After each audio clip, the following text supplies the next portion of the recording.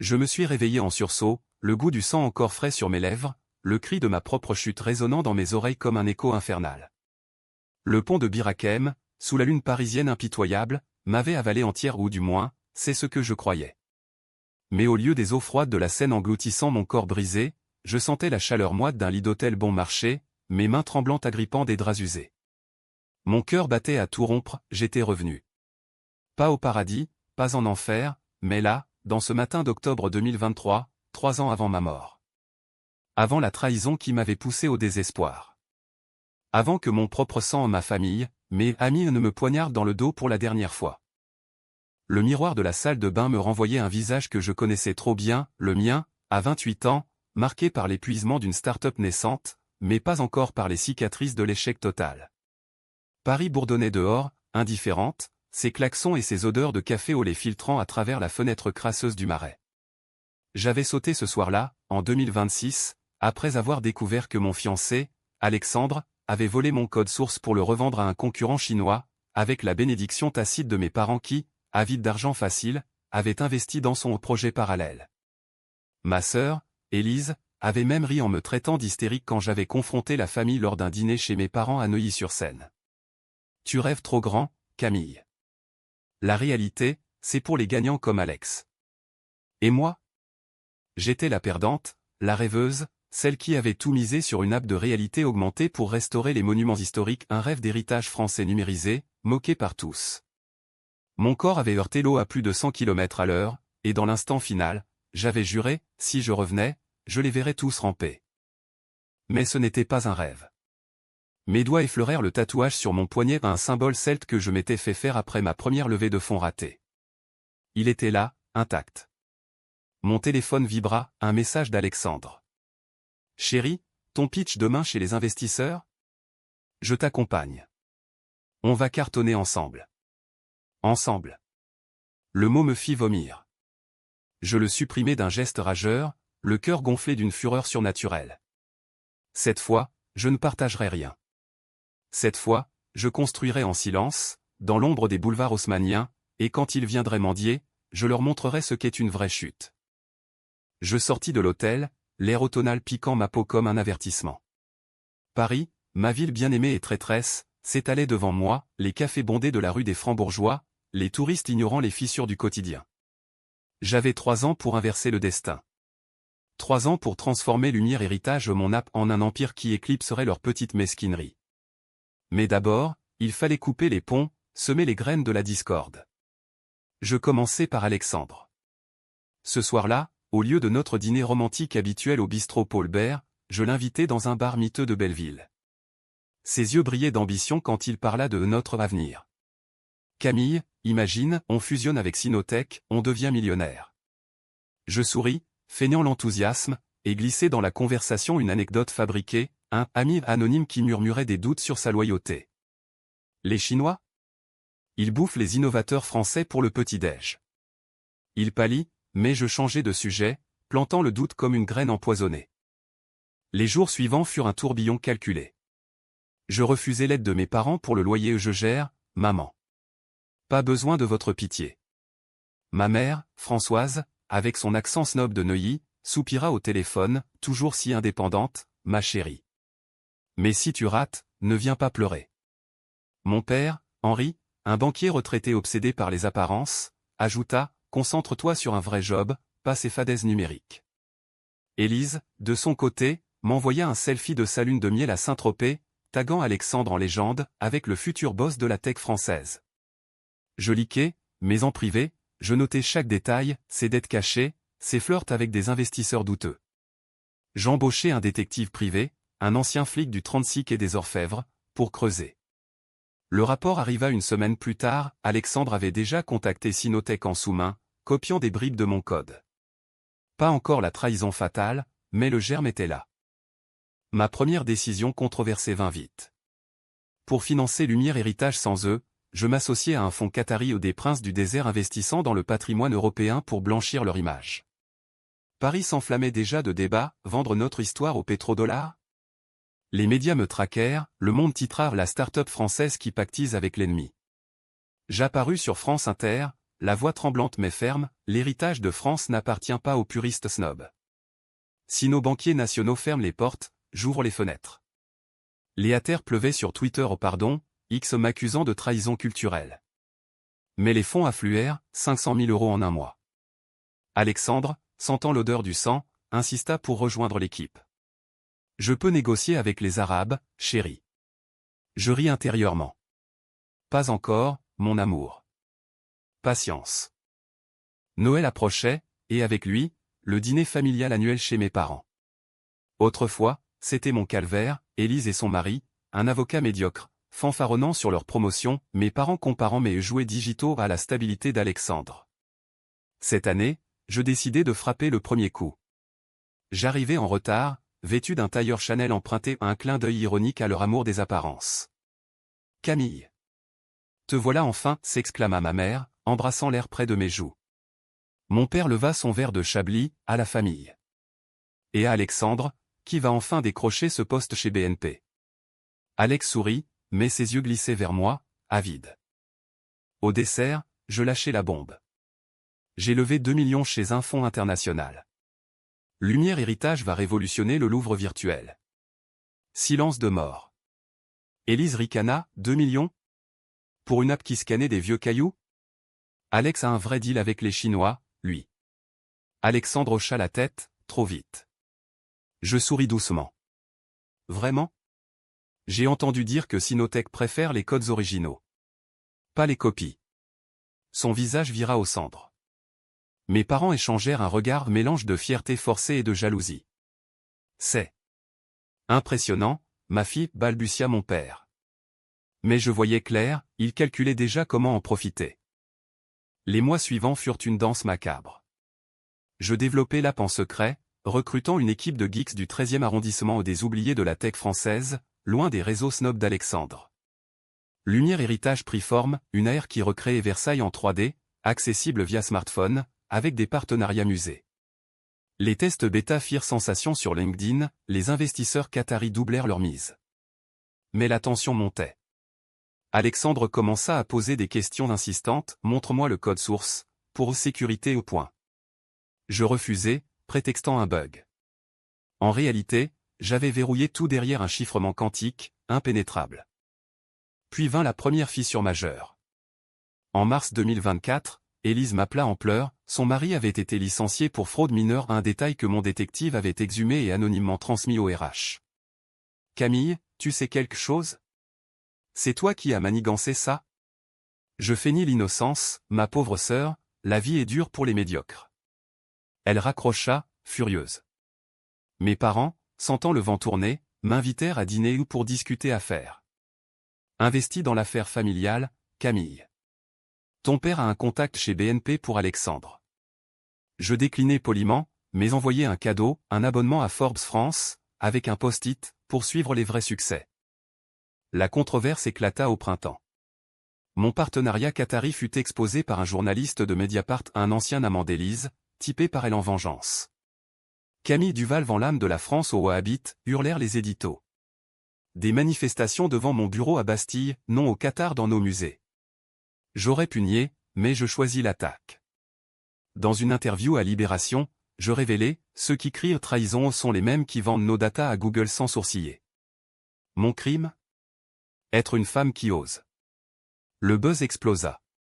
Camille Reine tranda sur X. Les féministes me portèrent au nu, les nationalistes me lapidèrent. Mais les downloads de l'app grimpèrent de 3 cents%. Alexandre, acculé, commit sa première erreur fatale. Il tenta de hacker mon serveur Trace IP direct depuis son appartement de Montmartre. Mon équipe de sécurité, des cracks ex-DGSI, le piégea. Au lieu d'alerter la police, je l'invitai à y discuter. Dans un café du canal Saint-Martin, sous la pluie battante, je posai les preuves sur la table, log, email à Sinotech. Pourquoi, Alex? Pour de l'argent sale? Il bafouilla, c'était pour nous, Camille. Tes idées sont trop françaises. Ils veulent du scalable. Je ris, un rire froid comme la Seine. Scalable? Comme ton ambition, qui te noie déjà. Je le quittai là, brisé, et diffusai anonymement les preuves à un blogueur tech. Le lendemain, il était viré de son job, accusé de vol intellectuel. « C'est toi » hurla-t-il au téléphone. « Oui » répondis-je. Et ce n'est que le début. L'été 2024 fut un brasier. Paris étouffait sous une canicule inhabituelle, comme si la ville elle-même conspirait à faire bouillir mon sang. Lumière Héritage avait maintenant 50 000 utilisateurs, des partenariats avec le Centre Pompidou et même un teaser pour Roland-Garros en AR. Les médias me couronnaient la nouvelle Marie Curie de la tech, mais je savais que c'était fragile, un château de cartes bâti sur du sable vengeur. Mes parents, sentant l'opportunité, multiplièrent les appels. « Camille, ma chérie, on est si fiers. Viens dîner, on parle de collaboration familiale. » Collaboration. Le mot puait la manipulation. J'acceptai, mais avec un plan. Le dîner à Neuilly fut un théâtre absurde. La table dressée comme pour un conseil d'administration, cristal de baccarat, foie gras de chez Fauchon. Élise arriva avec des yeux gonflés où son mariage battait de l'aile depuis le scandale de son mari. Alexandre n'était pas invité, il squattait un studio pourri à la Villette, évitant les huissiers. Mon père entama, « Ton nappe, c'est formidable. Mais imagine si on injectait du capital familial. Henri Duval Investissement, ça sonne bien, non ?» Je sirotai mon Sancerre, observant leur masque craquelé. « Capital ? Vous parlez de mes 5 millions levés, ou de vos dettes cachées ?» Silence. Ma mère blêmit. « Quelle dette ? » J'avais creusé, mon père avait spéculé sur des cryptos foireuses, perdant 200 000 euros. Élise s'étrangla, « Comment tu sais ça ?» Je haussai les épaules. J'ai des amis dans la finance. Contrairement à vous, je vérifie.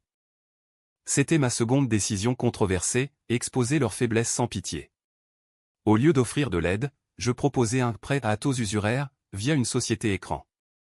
Remboursé en actions de lumière, où je vends l'info à challenge. Ils signèrent, humiliés, leurs yeux emplis de haine masquée. Élise murmura plus tard, au café, « T'es devenue une salope, Camille. Papa et maman t'ont tout donné. » Tout ? Vos indifférences, vos moqueries ? Non, Élise. J'ai tout pris moi-même.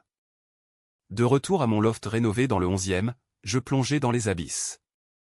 Le détective avait déniché un secret familial enterré depuis des décennies. Mon grand-père, fondateur d'une petite bijouterie à Lyon, avait été ruiné par un associé à un certain Duval, ancêtre d'Alexandre. Ironie du sort, nos lignées étaient liées par une trahison centenaire. Et plus frais, ma mère avait eu une liaison avec le père d'Alexandre, des années avant mon père. Élise était peut-être sa demi-sœur. Le dossier photo jauni me fit trembler au pas de rage, mais d'un dégoût viscéral. Était-ce pour ça qu'ils nous avaient poussés ensemble ? Un mariage arrangé pour laver les péchés anciens ? Je décidai de ne pas confronter directement. Au lieu, je liquais des bribes anonymes sur un forum généalogique français. Descendants de traîtres, Duval et compagnie.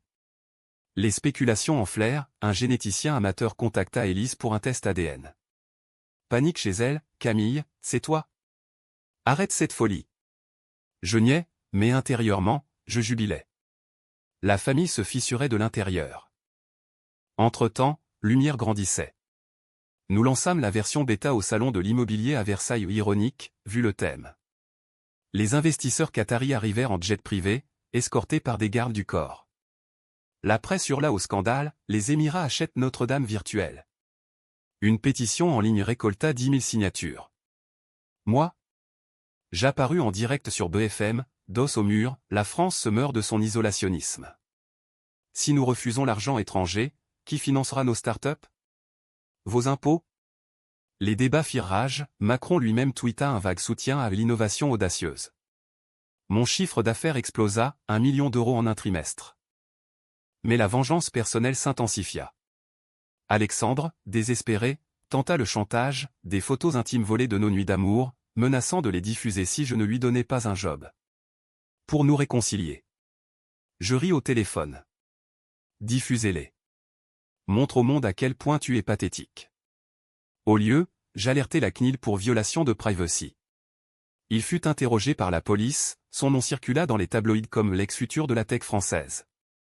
Élise, de son côté, sombra, divorce imminent, dette familiale la rattrapant.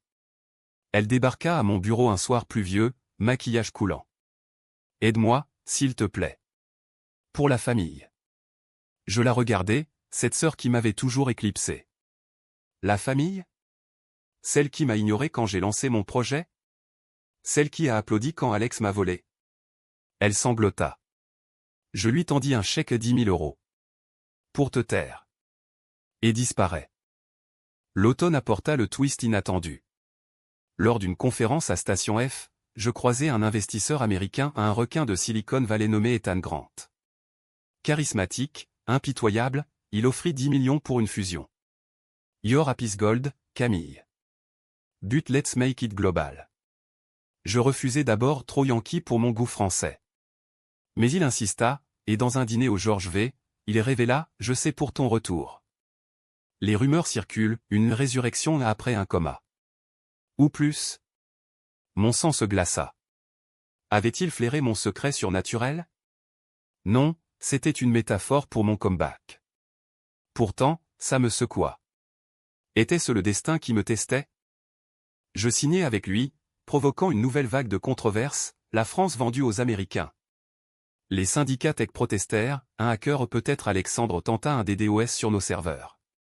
Nous ripostâmes avec une contre-attaque cyber, effaçant ses traces numériques. Il disparut des radars, murmurant des menaces sur des forums sombres. Noël 2024, le dîner familial fut annulé. Mes parents envoyèrent une carte, fiers de toi. Appelle-nous. Je brûlai la carte. Lumière atteignait 500 000 users, Forbes France me contacta pour un profil. Le hook était planté.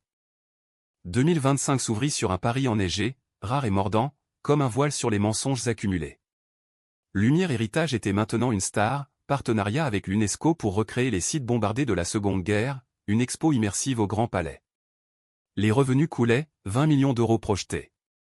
Mais la vengeance bouillonnait plus fort que le succès. J'avais décidé d'accélérer, exposer le secret du Val en grand. D'abord, Alexandre. Mon détective le localisa dans un squat de Pantin, barbu et brisé, codant pour des scams crypto. Je l'invitai à un rendez-vous final au Pont des Arts, là où nous avions accroché notre cadenas d'amour pathétique ironie. La neige tombait en flocons épais quand il arriva, tremblant. Camille. Je regrette. Donne-moi une chance. Je lui tendis une clé USB, son propre code volé, remixé en preuve irréfutable. Confesse publiquement, ou ça sort dans le canard enchaîné. Il pleura, signa une déclaration, j'ai trahi Camille Duval par ambition égoïste. Sinotex et tout. Le lendemain, l'article parut.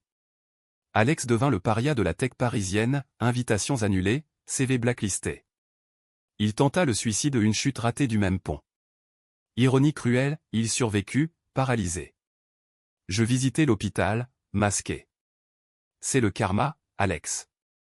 Pas moi. Mes parents, flairant le naufrage, contre-attaquèrent. Une lettre d'avocat, diffamation. Nous exigeons 100 000 € pour silence sur tes origines. Origine? Il savait pour le secret ADN. J'engageai Maître Leclerc, un ténor du barreau, et contre-attaquai avec une plainte pour extorsion. Le juge, un pur produit de Sciences Po, trancha vite, médiation. Lors de la séance au palais de justice, sous les dorures impériales, la vérité éclata. Test ADN confirmé, Élise, fille d'Alexandre père. Ma mère hurla, c'était une erreur de jeunesse. Mon père, livide, et toi, Camille, avec ton miracle? Les docteurs disaient coma irréversible après ton accident en 2023. Accident? J'avais simulé une chute pour tester ma résurrection, mais il l'ignorait. Le juge scella, silence mutuel, mais les fuites étaient inévitables. Élise implosa. Elle posta sur Instagram une diatribe, ma sœur m'a détruite pour son ego. Les commentaires fusèrent, famille toxique.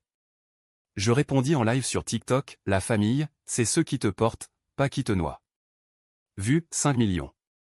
Mais intérieurement, la culpabilité rongeait. Était-ce vengeance ou sadisme? Mon reflet dans la scène nocturne me renvoyait une étrangère, yeux froids, sourire carnassier. La controverse Qatari-US culmina en mai. Une enquête de France 2 accusa Lumière de surveillance aérienne pour les Émirats. Faux, mais le mal était fait. Manifestation à République, Camille, traîtresse. La police chargea, j'échappais de justesse, gaz lacrymo en yeux. Ethan Grant vola à mon secours, fuck them. On contre-attaque avec un don de 1 million à Amnesty pour les droits en France. Geste calculé, les médias pivotèrent. La rebelle qui sauve la patrie numérique. Pourtant, le vrai couvain d'Élise. Désespérée, elle contacta Sinotech pour vendre des ragots sur mon code. Interceptée par mes hackers, le deal capota. Elle fut arrêtée pour tentative d'espionnage industriel. Au tribunal, elle me foudroya, « Tu m'as tué, Camille ». Je témoignai froidement, elle a choisi sa chute. Condamnée à 2 ans avec sursis, elle disparut en province, brisée. Mes parents, ruinés par les frais légaux, vendirent la maison de Neuilly. Ils appelèrent, « Camille, aide-nous. On est ta famille ». Je ris. Famille? Vous m'avez ignoré au lancement. Souvenez-vous, mon premier pitch, vous avez ri. Maintenant, regardez Forbes. Le numéro de Forbes France paru en juillet, Camille Duval, 29 ans, la reine de l'héritage numérique. De l'ombre à 100 millions. Portrait en couverture, moi, sur le toit du Louvre, Paris à mes pieds. Téléphone, 50 appels manqués. Maman, ma chérie. On est si fiers. Dîner ce soir? Papa, investissons ensemble, maintenant. Élise, d'une ligne prépayée, félicitations. Salope. Je ne répondis pas. Au lieu, j'organisai une soirée lancement au rooftop du Perchoir. Invités, investisseurs, StarTech, pas un Duval. Mais j'envoyais des vidéos en direct, moi toast à ceux qui m'ont sous-estimé. Ils regardèrent depuis leur ruine. Août 2025, Paris vide, les Parisiens en fuite vers la Côte d'Azur. Moi, je restais, ourdissant le climax. Lumière valait maintenant 200 millions, une hypo se profilait à Euronext. Ethan devint plus qu'un partenaire, un amant, charismatique et sans attache. Youre à Phoenix, Camille, murmurait-il dans nos nuits au Meurice. Phoenix. Résurrection. Il ignorait la vérité, mais ça collait trop près. Des cauchemars me hantaient, le saut, le froid, le serment. Étais-je vraiment revenu, ou un fantôme vengeur condamné à hanter? La famille contre-attaqua en septembre. Alexandre, en fauteuil roulant, porta plainte pour harcèlement moral. Son avocat, un requin de la place Vendôme, invoqua mes obsessions post-trauma. Le procès fit les unes, la dark side de la success story française. Témoignages accablants, Élise, en larmes, décrivant mon froid calcul. Mes parents, dignes dans leur costume sur mesure, jurant, Camille a changé après son accident. Elle n'est plus notre fille. Je montai au barreau, voix ferme, ils m'ont trahi d'abord. Vol, mensonge, indifférence. Ma résurrection? C'est le succès qui les terrifie. Le jury ou des jurés parisiens blasés au trancha en ma faveur, diffamation mutuelle, mais Alexandre indemnisé à 50 000 €. De ma poche, dis-je. Pour clore le chapitre. Mais le twist frappa comme un éclair. Lors d'une fouille d'archives pour lumière au scanning des catacombes, mon équipe découvrit un document, mon accident de 2023 n'en était pas un. Sabotage. Frein coupé sur ma voiture par un mécano payé par mon père. Pour te ramener à la raison, avoua-t-il plus tard, sous serment. Pourquoi?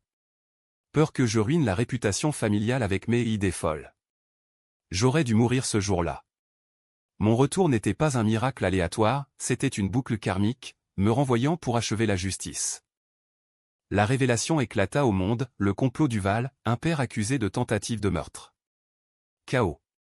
Mes parents arrêtés, perquisition à Neuilly. Élise, effondrée, avoua sa complicité passive, on voulait juste te protéger. De toi-même. Alexandre, impliqué marginalement, fut relâché mais ostracisé. Je refusai les interviews, mais posté sur X, la vengeance n'est pas un choix. C'est une nécessité quand la famille devient poison. L'opinion publique se divisa, justice pour Camille vs monstre de succès. Des livres sortirent, un podcast, La chute des Duval, cartonna. Ethan me pressa, vends, Camille. Quitte cette folie. Mais je refusai. L'hypo lança en novembre, cotation à 500 millions. Je devins billionnaire en euros, non, pas tout à fait, mais proche. Forbes Global, 1h30, Camille Duval, l'impitoyable. Le climax familial survint en décembre, jour de mon anniversaire. Ils vinrent tous, parents en liberté conditionnelle, Élise à garde, Alexandre en chaise. Devant mon Pentouze à la défense, sous les lumières de Noël. Pardonne-nous, supplia ma mère, larmes gelées. On t'aime. Je l'ai regardé depuis la baie vitrée, verre de champagne en main. Aimé? Vous m'avez tué 2 fois. Première, par indifférence. Deuxième, par vos mains. J'appelais la sécurité. Ils partirent, dos voûté. Noël 2025, Paris scintillait, indifférente à mes victoires amères. Lumière Héritage dominait, app téléchargé dans 50 pays, prix UNESCO, même une nomination au César pour son documentaire sur la résistance. Ethan et moi, en jet vers Doha pour signer un méga deal, mais mon esprit vagabondait. La vengeance accomplie laissait un vide pas de triomphe, juste un écho creux. Étais-je revenu pour ça? Pour briser ceux qui m'avaient brisé, ou pour me libérer? Le twist final vint d'une lettre, postée de Lyon. Mon grand-père, mourant, avoua, la trahison originelle d'Uval n'était pas vol, mais un pacte pour sauver la bijouterie pendant la guerre, collaboration forcée avec les nazis. Ton sang porte la tache, Camille. Mais toi, tu l'as lavé par le feu. Était-ce rédemption? Ou malédiction éternelle? Élise m'appela une dernière fois, voix brisée, je suis enceinte. De qui? Je ne sais plus. Aide-moi, s'il te plaît. Je transfère 1 million, anonyme. Pas par pitié, mais pour rompre la chaîne. Mes parents, en procès, plaidèrent coupables, 10 ans ferme pour mon père, 5 pour ma mère. Alexandre? Il se suicida pour de bon, saut du pont au Montpont. Son mot, tu as gagné, Camille. Mais à quel prix? Le jour de l'an, sur les Champs-Élysées, feu d'artifice éclatant, je réalisai, le retour n'était pas pour la vengeance pure, mais pour guérir. J'effaçai les dossiers, pardonnai en silence. Lumière devint open source, pour que l'héritage soit de tous, pas de quelques-uns. Forbes titra, Camille Duval, de la haine à l'héritage. Je ne suis plus la morte revenue. Je suis vivante, entière. Paris m'embrasse, et je l'embrasse en retour. Mais dans les nuits calmes, j'entends encore le splash de la Seine. Un rappel, la vie est un pont fragile. Franchissez-le avec audace, ou tombez.